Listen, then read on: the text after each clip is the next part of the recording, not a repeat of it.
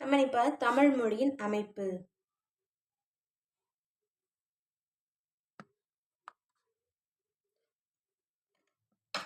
ஒலிப்பில் ஒலி. காற்று குரல் வளையில் வரும் பொழுது ஒலி தோன்றுகிறது.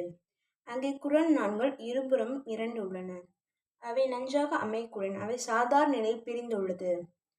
காற்று தடையில்லாமல் வெளிவரும். அதனால் அநேகமாக ஒலி தோன்றுவதில்லை. இதை ஒலிப்புலி என்று கூறுவர்.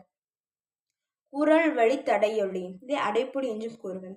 குரல் வழி உள்ள குரல் நான்கள் இறுகி ஒன்றை ஒன்று தழுவி காற்று வெளிப்படாமல் தடை செய்யும் பொழுது ஒரு வகை தடையொலி ஏற்படுகிறது.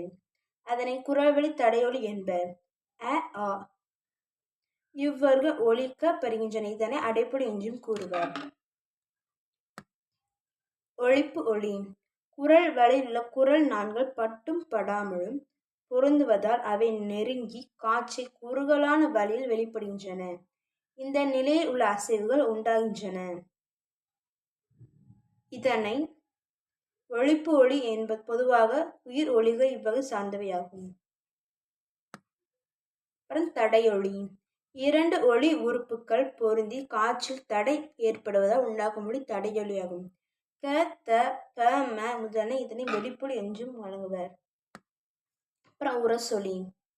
காற்று வெளிப்பாட்டில் சிறிது தடை மட்டும் ஏற்படுத்தி ஒரு வகை எதிர்ப்பையும் அதிர்ச்சியையும் உண்டாக்குவதை பிறக்கும் ஒலியை உரசொலி என்பர். ச, ச, ச போன்றவை. மூக்கொலி. குரல் வளையிலிருந்து வாய் வழியே வரும் காற்றின் ஒரு பகுதி மூக்கு வழியே வெளிப்படும் போது உண்டாகும் ஒலிகள் மூக்கொலியாகும். தடையொலி போன்ற வெடிப்பு தன்மை இதற்கு இல்லை. உயிரை போன்ற நெகிழ்ந்த தன்மை உள்ளது. ஞ, ந, ந, ந, ம, ந. ஆடொலி. நாவோ பிற உறுப்புகளோ குரல் வளையிலிருந்து வெளிவரும் காற்றால் வேகமாக அசைக்கப்படுவதால் உண்டாகும் ஒலி உரப்பொலி அல்லது ஆடொலி எனப்படும். ர இவ்வொலியாகும். ர தொல்காப்பியர் காலத்தில் டேப்புல ஒலிக்கும் பெற்றது. அணை தடைப்பொலியாக இருந்தது. இப்பொழுது அண்ணல் உரப்பொலியாக ஒலிக்கப்படுகிறது. வருடொலி. ஒரே முறை மடிந்து அண்ட பகுதியை தடவி விட்டு பிரிந்து விடும் பொழுது உண்டாகும் ஒலி வருடொலியாகும். வருடொலியாகும். பிரிவழி ஒலி. காற்று இடையில் தடைப்பட்டு நாவின் இருபுறமும் பிரிந்து செல்லும்.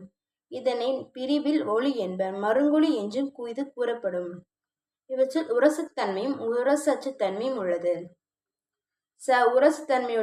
உரசுத்தன்மையோடு கூடியது ல, ள என்பவை உரசற்ற பிரிவொலி என்பதாகும்.